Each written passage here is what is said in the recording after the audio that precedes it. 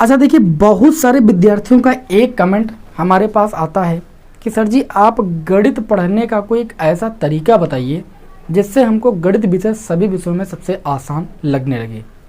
तो देखिए, मैं आप लोगों को बता दूं कि आप जिस क्लास में अध्ययन करते हो उस क्लास में कई ऐसे विद्यार्थी होते हैं जो पढ़ने में बहुत ज़्यादा तेज होते हैं और कई ऐसे विद्यार्थी होते हैं जो पढ़ने में बहुत ज़्यादा धीमे होते हैं। तो जो विद्यार्थी पढ़ने में बहुत ज़्यादा तेज होते हैं, इसके पीछे उनका क्या रीज़न होता है कि वो पढ़ने में बहुत ज़्यादा तेज हैं। अगर गणित विषय पढ़ने में वो बहुत ज़्यादा तेज हैं तो दो कारण हो सकते हैं।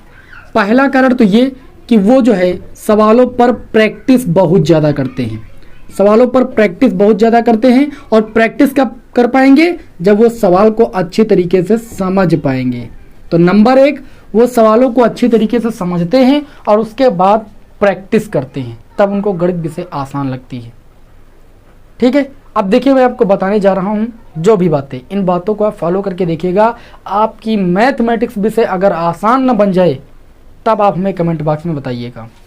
देखिए, आपको क्या करना है, जब कोई टीचर आपको पढ़ा रहा हो, चाहे आपको कॉलेज में पढ़ाया जा रहा हो, चाहे आप यूट्यूब से पढ़ाई कर रहे हो, आपको उतनी टाइम केवल टीचर की बताई गई बातों पर ध्यान देना है। वो प्रश्न को कैसे सॉल्व करा रहा है, क्या तरीका बता रहा है, उस पर आप फोकस कीजिए।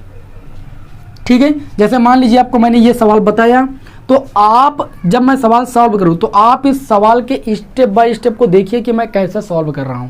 और उसके बाद जब मैं आपसे नोट करने के लिए बोलूं तो आप कॉपी पेन लेकर इसको देख के मत उतारें। अगर आप इसको देख के उतार रहे हो तो गणित आपको समझ में नहीं आई है, यह सवाल आपको समझ में नहीं आया, तभी आप देख के उतार रहे हो। तो देख के उतारना बंद कीजिए। पहले टीचर के बताए गए सवालों को अच्छी तरीके से समझिए और समझने के पश्चात उस सवाल को अपने मन से लगाने का अभ्यास कीजिए। नोट करने का मतलब अपने मन से नोट कीजिए। जब आपको समझ में आ गया होगा तो नोट कर लेंगे आप। ठीक है, और उसके बाद घर पर जाकर उस सवालों पर प्रैक्टिस कीजिए। इस तरीके से डे बाय डे आप अगर करोगे तो मैथमेटिक्स विषय मैं वादा करता हूं कि सबसे आसान विषय हो जाएगी। और यही एक यूनिक तरीका है, बाकी गणित को समझने का कोई तरीका नहीं है। समझिए सवाल को, उसके बाद उस पर प्रैक्टिस कीजिए।